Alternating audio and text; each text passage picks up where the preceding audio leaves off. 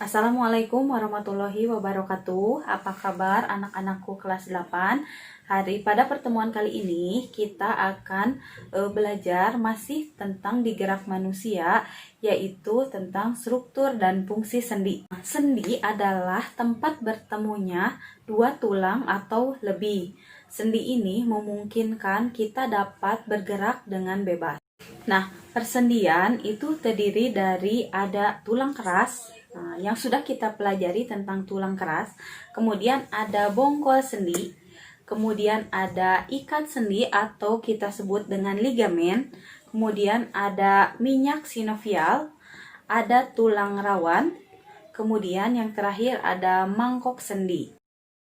Hubungan antar tulang pada manusia ini dibedakan menjadi 3. Yang pertama kita sebut sebagai sinartrosis, yaitu hubungan antar tulang yang tidak memungkinkan terjadinya suatu gerakan.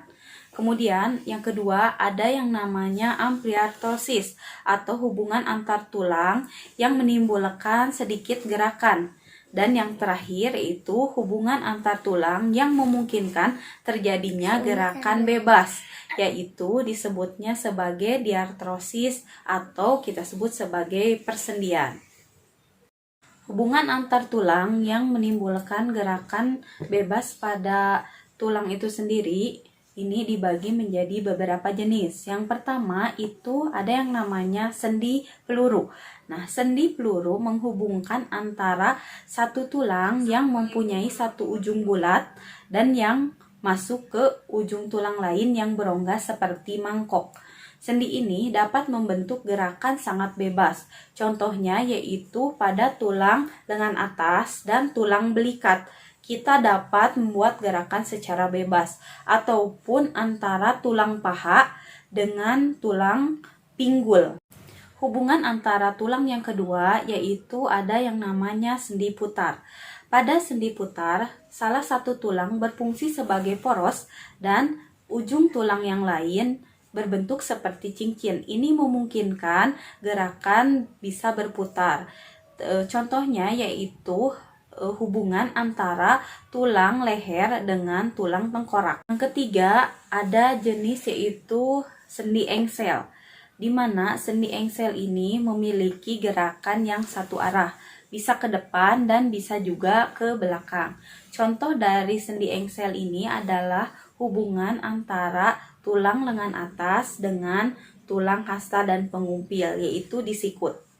Gerakannya ini ke depan. Dan antara tulang paha dengan tulang kering dan tulang betis, yaitu di lutut. Gerakannya ke belakang. Jenis sendi yang keempat ada yang namanya sendi pelana. Pertemuan antara dua tulang yang berbentuk seperti pelana. Ini disebut sebagai sendi pelana. Sendi ini dapat menggerakkan tulang ke muka, belakang, dan samping. Contoh sendi ini adalah pada pangkal ibu jarimu. Nih. Yang terakhir ada sendi geser. Pada sendi geser menghubungkan antara dua tulang yang memiliki permukaan yang datar. Prinsip sendi ini adalah satu bagian tulang bergerak menggeser di tulang lainnya. Contohnya ini pada pergelangan tangan, pergelangan kaki, dan pada tulang belakang.